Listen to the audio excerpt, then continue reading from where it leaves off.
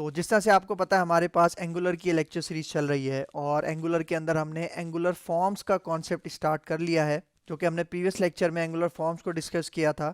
और देखो previous lecture में मैंने आपको बताया था कि जो एंगुलर फॉर्म्स हैं उसकी दो टाइप्स होती हैं, दो अप्रोचेज होती हैं। तो एंगुलर फॉर्म्स की जो हमारे पास पहली अप्रोच है, पहली टाइप है, उसका नाम है टेम्पलेट ड्रिवन फॉर्म। तो सबसे पहले हम टेम्पलेट ड्रिवन फॉर्म को डिस्कस करेंगे, जो कि एंगुलर की पहली टाइप है।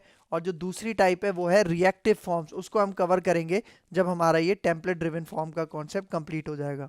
अच्छा, एक पॉइंट अपने माइंड में रखना कि जो टेम्पलेट ड्रिवन फॉर्म वाला जो कॉन्सेप्ट है ये एक वीडियो के अंदर कंप्लीट नहीं होगा, इसके मुझे मल्टीपल पार्ट्स बनाने पड़ेंगे, तब जाके ये कॉन्सेप्ट हमारे पास कंप्लीट होगा। क्योंकि देखो टेम्पलेट ड्रिवन फॉर्म को यूज करके हम फॉर्म भी बनाएंगे, ठीक है, उसका डेटा गेट भी करेंगे, उसके ऊपर वैलिडेशन भी लगाएंगे, ठीक है, बाइंडिंग का कॉन्सेप्ट भी इंप्लीमेंट होगा। तो इसलिए इस लेक्चर के जो हमारे पास पार्ट्स होंगे वो मल्टीपल पार्ट्स होंगे। तो ये हमारे पास टेम्पलेट ड्रिवन फॉर्म का पहला पार्ट होगा। तो मैं हूं आपका सर मोहम्मद आदिल और अब हम अपना लेक्चर स्टार्ट करते हैं।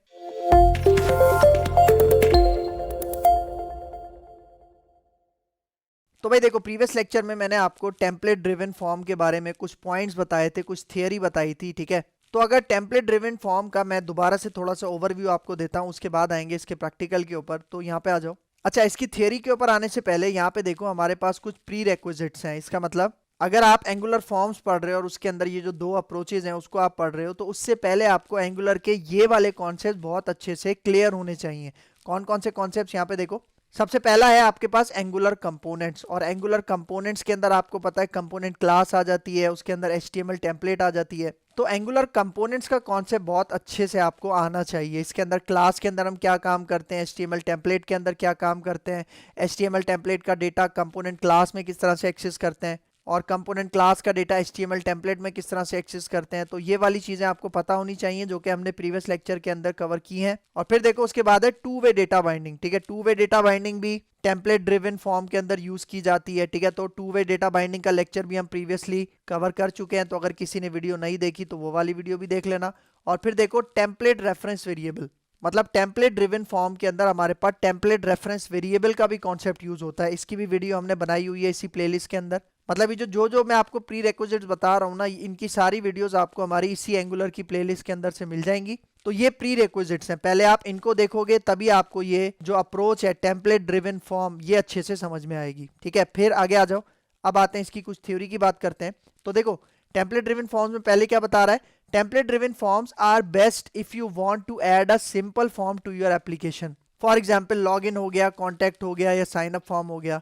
मतलब टेम्पलेट ड्रिवन फॉर्म्स आपके लिए बेस्ट तब होंगे जब आपको कोई सिंपल सा फॉर्म बनाना है अपनी एंगुलर एप्लीकेशन के अंदर। मतलब जिस तरह से लॉगिन फॉर्म हो गया, कॉन्टैक्ट हो गया, साइन अप फॉर्म हो गया, तो इसके लिए आप टेम्पलेट ड्रिवन फॉर्म्स का कॉन्सेप्ट यूज कर सकते हो। लेकिन अगर आपके पास जहाँ पे बहुत ज़्यादा कॉम्प्लेक्स फॉर्म होंगे, बहुत ज़्यादा बड़ा फॉर्म होगा जिसके अंदर लॉजिक इंप्लीमेंट हो रही होगी, तो वहाँ पे आप इन फॉर्म्स को यूज़ नहीं करोगे, मतलब टेम्पलेट ड्रिवन फॉर्म्स को यूज़ नहीं करोगे। क्योंकि सिंपल फॉर्म के लिए हम यूज़ कर सकते हैं, जिस तरह यहाँ पॉइंट में बता रहा है, मतलब कॉम्प्लेक्स फॉर्म के लिए हम ये कॉन्सेप्ट यूज़ नहीं कर सकते। ठीक, इसके लिए हम क्या यूज़ करेंगे, रिएक्टिव फॉर्म्स, ये मैं आपको आगे जाके बताऊंगा। फिर देखो दूसरे पॉइंट में क्या कह रहा है, template driven forms are easy to use in the application but they are not as scalable as reactive forms. मतलब यहाँ पे क्या कह रहा है, टेम्पलेट ड्रिवन फॉर्म्स हमारे पास आसान होते हैं हमारी एप्लीकेशन में यूज करना, लेकिन ये जो टेम्पलेट ड्रिवन फॉर्म्स होते हैं ये रिएक्टिव फॉर्म्स की तरह ज्यादा स्केलेबल नहीं होते। स्केलेबल का मतलब एक्सपेंडेबल, अपग्रेडेबल। मतलब टेम्पलेट ड्रिवन फॉर्म्स को यूज करके हम जो भी फॉर्म बनाएंगे उसको हम ज्यादा एक्सपेंड नहीं कर सकते, ज्यादा अपग्रेड नहीं कर सकते, मतलब ज्यादा बढ़ा नहीं सकते।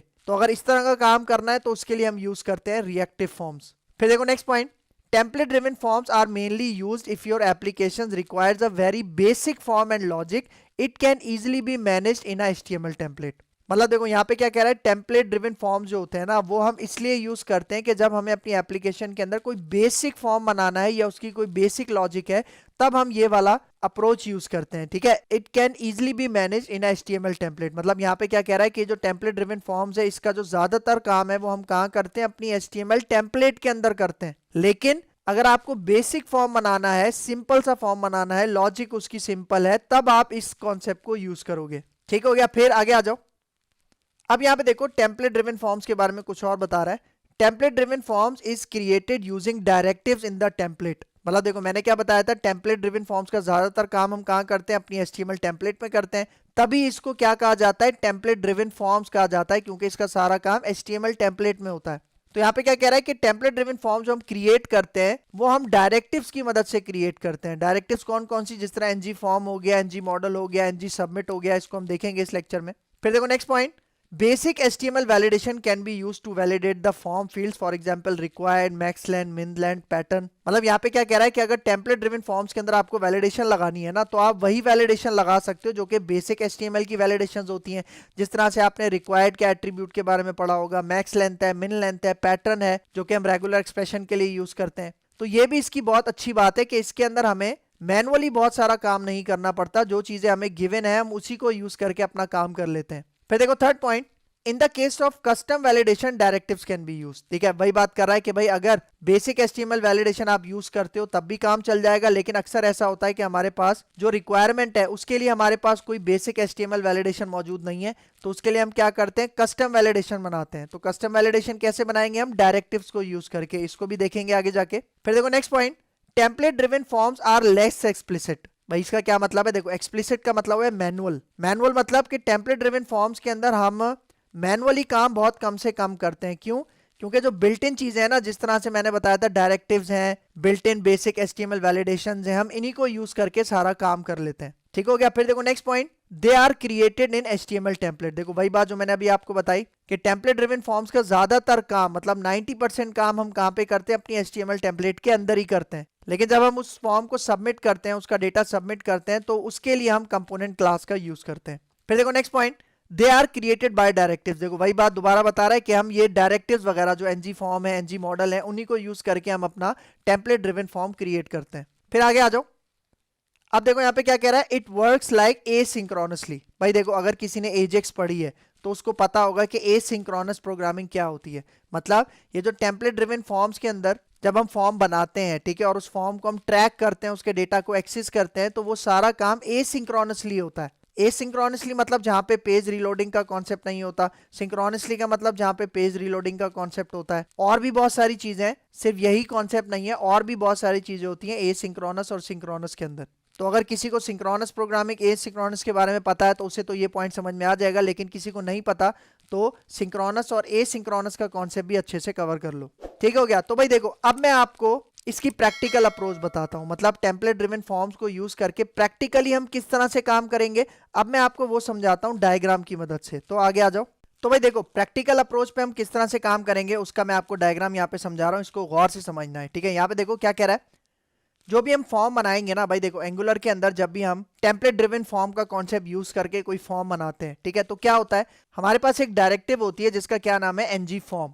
मतलब देखो एंगुलर क्या करता है कि जब भी हम फॉर्म बनाते हैं ना, तो हमारे फॉर्म के साथ एक एनजी फॉर्म की जो डायरेक्टिव है उसको अटैच कर दिया जाता है। मतलब जो भी हमारा फॉर्म है, कोई भी फॉर्म हो, जब आप वो बनाते हो तो एंगुलर क्या करता है, एक डायरेक्टिव होती है एनजी फॉर्म, वो उसको आपके फॉर्म के साथ अटैच कर देता है, कनेक्ट कर देता है। अच्छा भाई, कनेक्ट करने का फायदा क्या होगा? कनेक्ट करने का फायदा यह है कि आपकी जो फॉर्म है और इसके अंदर जितने भी कंट्रोल्स हैं उसका सारा डेटा कहां पे आ जाता है, आपके एनजी फॉर्म डायरेक्टिव के अंदर आ जाता है। ठीक है, तो इसको आगे मजीद एक्सप्लेन करता हूं, आगे आ जाओ। अब यहाँ पे देखो होता क्या है कि भाई सपोज करो कि आपका एक फॉर्म है, ठीक है, इस फॉर्म के साथ आपके पास क्या है, एक एनजी फॉर्म की डायरेक्टिव कनेक्टेड है जो कि आपके फॉर्म का सारा डेटा अपने पास रख लेती है। और एनजी फॉर्म के पास जितना भी डेटा है, ये सारा डेटा हम कहां गेट कर लेते हैं, ये हम अपने टेम्पलेट रेफरेंस वेरिएबल के अंदर गेट कर लेते हैं। मतलब हम एक टेम्पलेट रेफरेंस वेरिएबल खुद से बनाएंगे और अपने फॉर्म का सारा डेटा हम क्या करेंगे, इस टेम्पलेट रेफरेंस वेरिएबल के अंदर गेट कर लेंगे।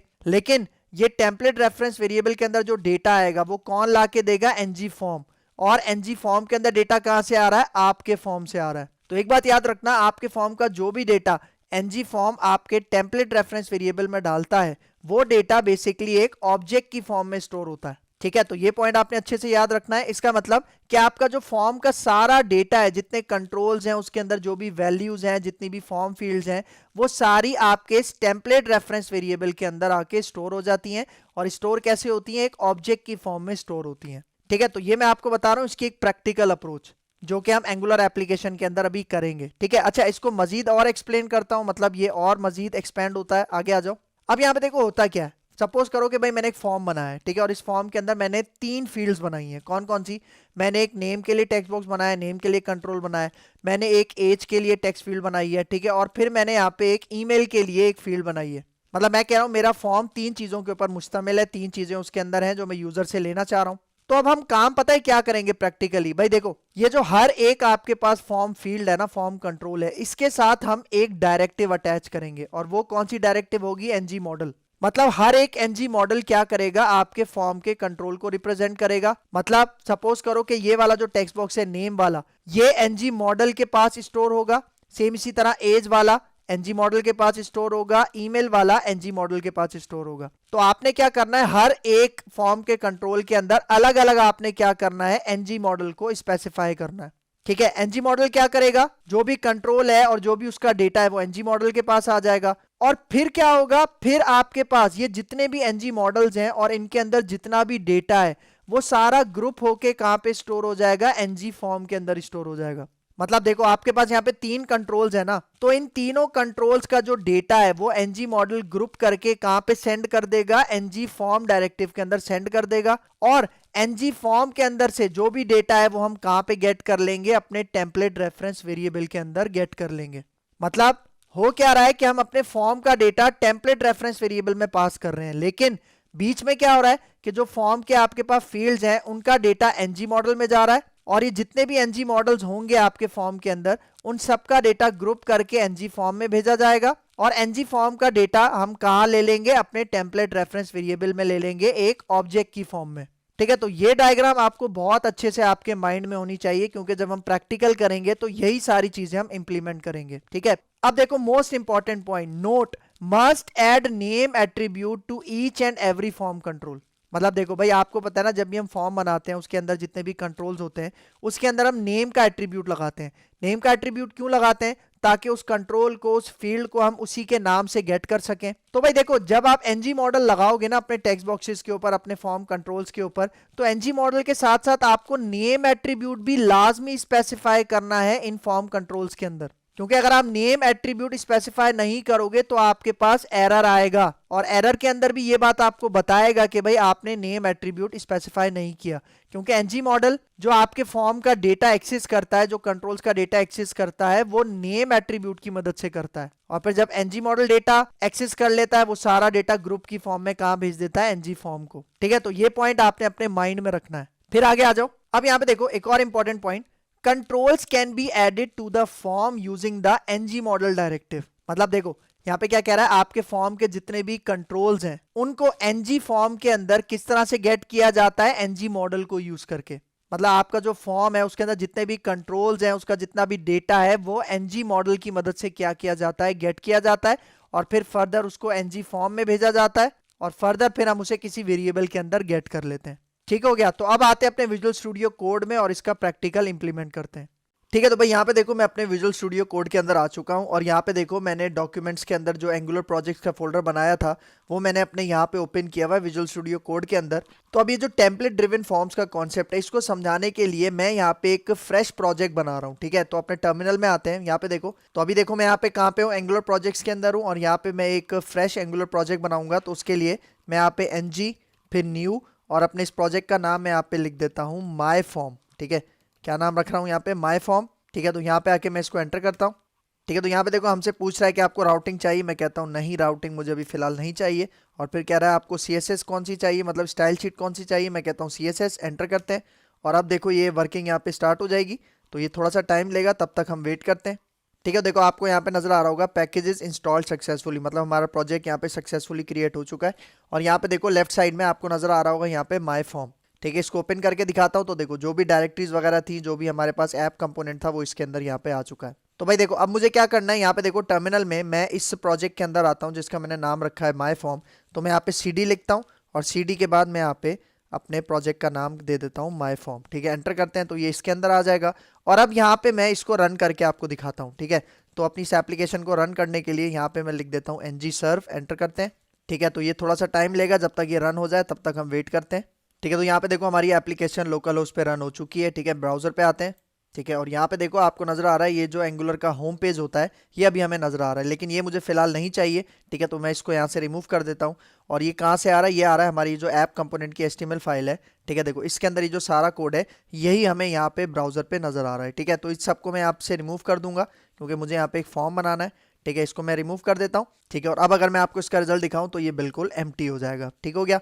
तो अब यहाँ पे देखो ये जो फॉर्म है इसका कंपोनेंट बनाने के लिए मैं यहाँ पे अपने टर्मिनल में आता हूँ और एक कमांड टाइप करता हूँ। ठीक है, तो देखो अभी ये रन हो रहा है ना। ठीक है, मैं इसको स्टॉप कर देता हूँ, Ctrl+C, और यहाँ पे मैं एक कंपोनेंट बनाता हूँ। कंपोनेंट बनाने की कमांड क्या है, सिंपल सी कमांड है ng फॉर जनरेट, फिर C फॉर कंपोनेंट, और फिर मैं अपने कंपोनेंट का नाम रखता हूँ यहाँ पे TDF मतलब टेम्पलेट ड्रिवन फॉर्म। ठीक है, तो यहाँ पे आके हम इसको एंटर करते हैं। तो यहाँ पे देखो ये कंपोनेंट बन गया, और यहाँ पे देखो आपको इसकी फाइल्स भी नजर आ रही होंगी टर्मिनल में जो जो इसने हमें बना के दिए हैं। और देखो इस TDF वाले कंपोनेंट को इसने app.module के अंदर भी रजिस्टर कर दिया है। ठीक है, और यहाँ पे देखो आपको इसका फोल्डर नजर आ रहा होगा TDF। ठीक है, तो सबसे पहले इसकी HTML फाइल के अंदर चलते हैं। ठीक है, HTML फाइल के अंदर चलते हैं और यहाँ पे देखो अभी क्या लिखा हुआ है, TDF वर्क्स। तो ये जो कंपोनेंट है इसको मैं अपने app.component में यहाँ पे कॉल कर लेता हूँ। किस तरह से, ऐप TDF, देखो आपको नजर आ रहा है। एंटर करते हैं।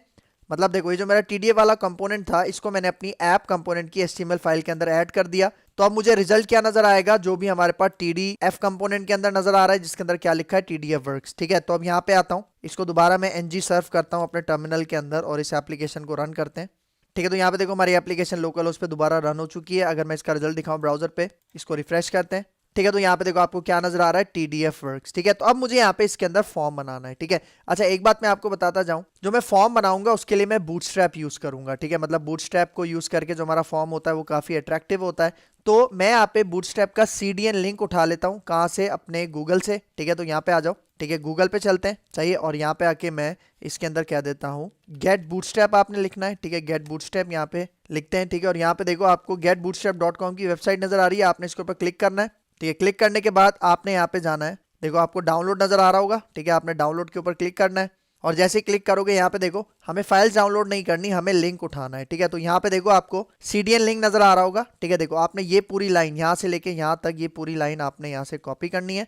ठीक है, और कॉपी करके आपने अपने प्रोजेक्ट के अंदर कहाँ पेस्ट करना है, भाई देखो हमारे ये जो प्रोजेक्ट है माय फॉर्म, इसके अंदर index.html वाली फाइल होती है। ठीक है, इसको मैं ओपन करता हूँ क्योंकि यही वो फाइल होती है जो हमें सबसे पहले नजर आती है। ठीक है, तो देखो यहाँ पे आपको लिंक नजर आ रहा है ना, इसके नीचे मैं यहाँ पे अपना ये CDN लिंक जो कि बूटस्ट्रैप की CSS फाइल का लिंक है। ठीक है, आपको नजर आ रहा होगा, मैं दिखा देता हूँ। ये देखो bootstrap.min.css, और ये वर्जन मैं कौन सा यूज कर रहा हूँ, bootstrap 5 यूज कर रहा हूँ। ठीक है, तो मैंने यहाँ पे इसको ऐड कर दिया। ठीक है, तो अब चलते हैं अपने यहाँ पे न्यू, ये जो मैंने बनाया है TDF वाला कंपोनेंट। ठीक है, इसके अंदर चलते हैं, और यहाँ पे अब मैं क्या करूंगा, मैं इसको हटा रहा हूँ पैराग्राफ को, मैं यहाँ पे एक H1 का टैग लगा देता हूँ, और यहाँ पे मैं क्या देता हूँ, टेम्पलेट ड्रिवन फॉर्म।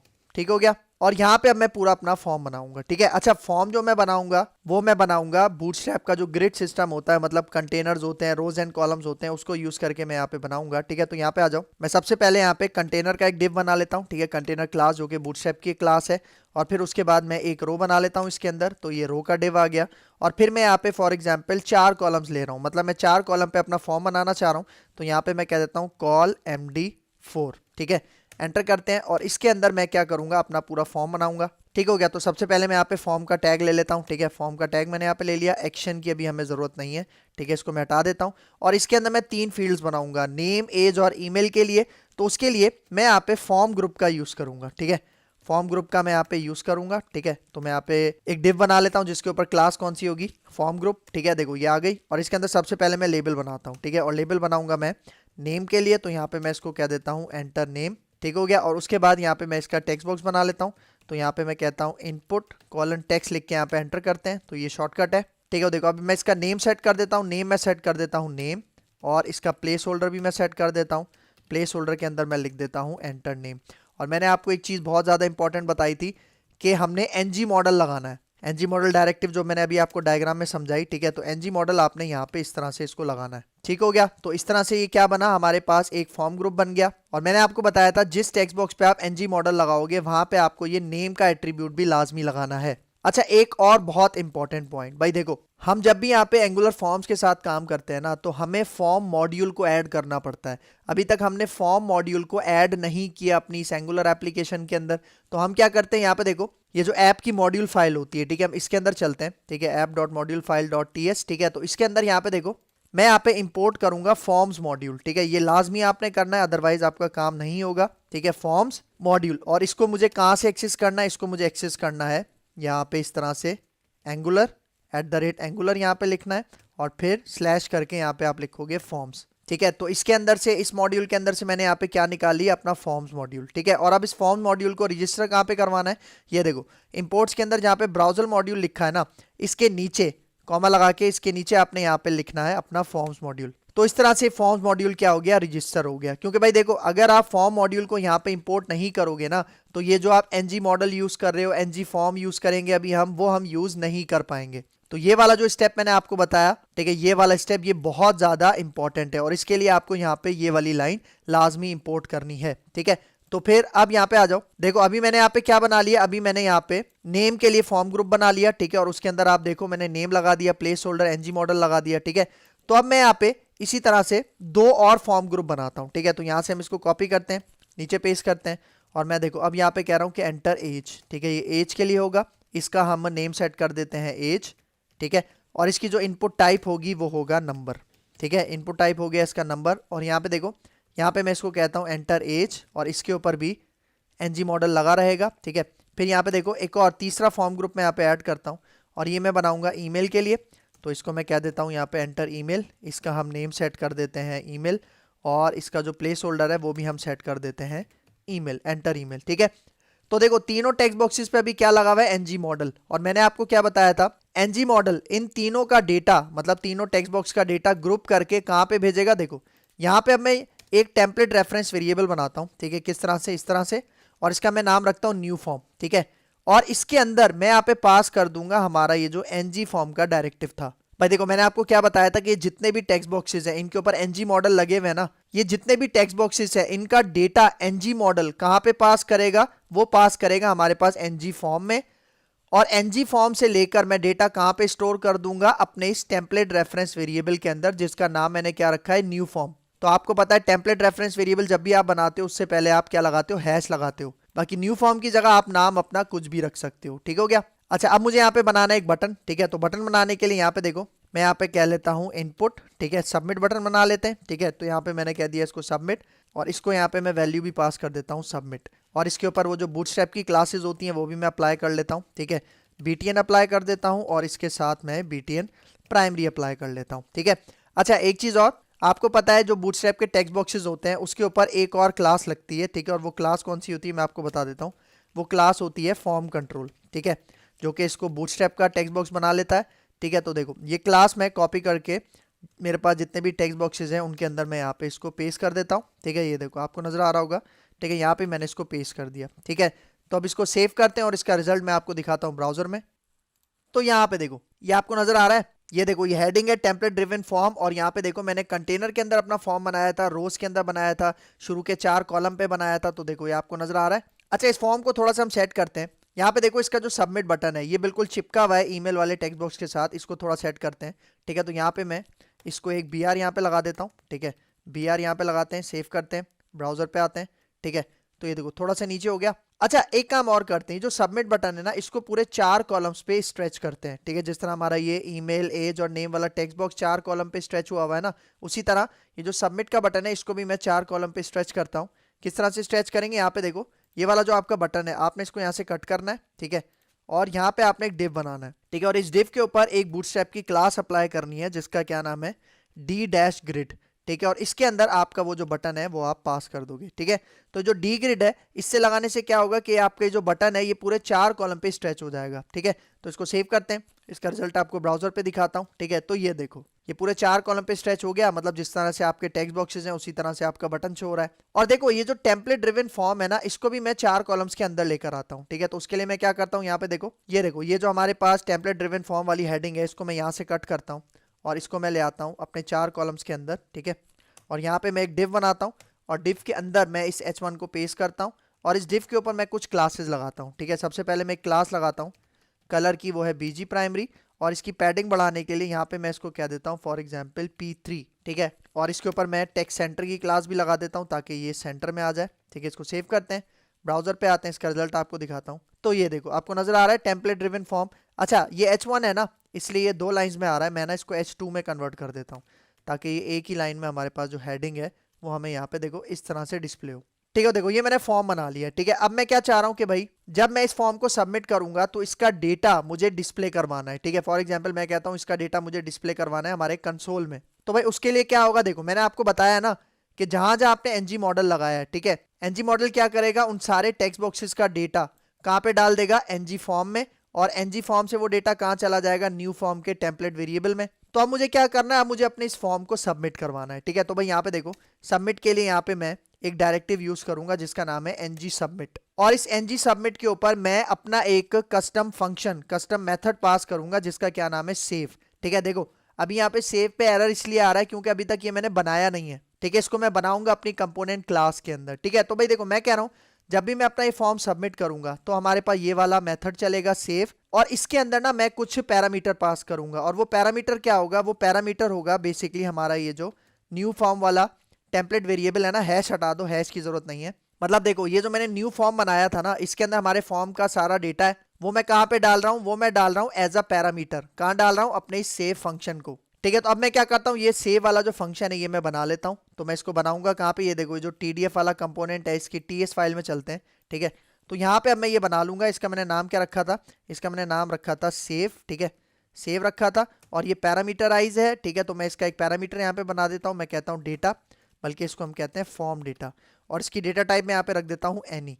इसका मतलब यहाँ पे देखो ये वाला सेव मेथड मैंने कहाँ पे कॉल करवाया, ये सेव मेथड मैंने कॉल करवाया अपने एनजी सबमिट के ऊपर। और ये सेव मेथड एक पैरामीटर एक्सेप्ट करता है, और वो पैरामीटर क्या है, न्यू फॉर्म। न्यू फॉर्म क्या है, ये हमारा टेम्पलेट वेरिएबल। तो यहाँ पे देखो ये जो हमारा न्यू फॉर्म है ये कहाँ पे जाके स्टोर होगा, ये स्टोर होगा इस फॉर्म डेटा के वेरिएबल में, पैरामीटर में, जिसकी डेटा टाइप मैंने क्या रखी है, एनी। ठीक है, और अब यहाँ पे आके कंसोल डॉट लॉग करवा के आपको इसका रिजल्ट दिखाता हूँ। इसके अंदर मैं यहाँ पे पास कर दूंगा ये फॉर्म डेटा। ठीक है, और मैंने आपको एक चीज बताई थी कि फॉर्म डेटा में जो भी हमारे पास रिजल्ट आएगा वो ऑब्जेक्ट की फॉर्म में आएगा, और उसके अंदर बहुत सारी प्रॉपर्टीज होंगे, बहुत सारे मेथड्स होंगे। तो पहले मैं आपको वो दिखाता हूँ।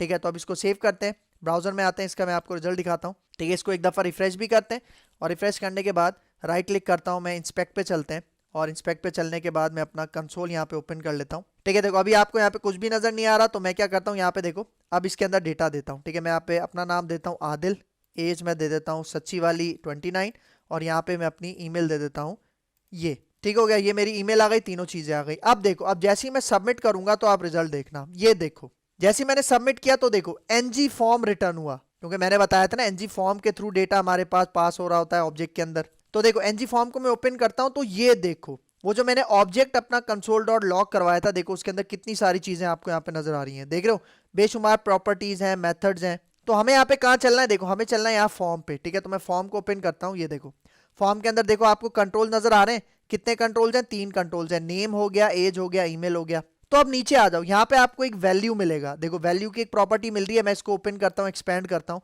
तो ये देखो जो जो मैंने वैल्यूज पास की थी, देखो नेम आदिल आ गया, ईमेल आ गया, एज आ गया, ये असेंडिंग ऑर्डर में आपको यहाँ पे दिखा रहा है। ठीक है, तो देखो समझ में आया, मतलब डेटा बिल्कुल सही तरह से यहाँ पे पास हो रहा है। लेकिन देखो अगर मुझे वैल्यूज यहाँ पे सिर्फ प्रिंट करवानी है तो मुझे यहाँ पे वैल्यू को यूज करना पड़ेगा। किस तरह से, यहाँ पे देखो देखो यहाँ पे मैं इसको कहता हूँ फॉर्म डॉट वैल्यू, मतलब मैं और कुछ भी नहीं ले रहा, मैं सिर्फ इस फॉर्म डेटा में से क्या निकाल रहा हूँ, वैल्यू निकाल रहा हूँ। ठीक है, इसको सेव करते हैं और यहाँ पे चलते हैं अपने ब्राउजर में, एक दफा मैं इसको रिफ्रेश करता हूँ, और अब देखो इसके अंदर मैं डेटा देता हूँ। यहाँ पे डेटा में अब कुछ और देता हूँ, मैं कहता हूँ यहाँ पे कुमार, कुमार डेटा दे दिया, एज यहाँ पे 22 कर देता हूँ। ठीक है, ईमेल यहाँ पे मैं डाल देता हूँ kumar123@gmail.com।